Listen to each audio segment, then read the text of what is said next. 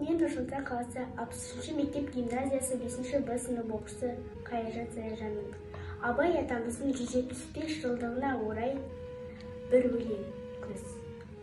Сұр бұлтсыз суық қаптайды аспан, күз болып дымқыл тұман жерді басқан. Білмеймін тойғаныма, тоңғаныма, жылқы ойнап бие қашқан, тай жарысқан.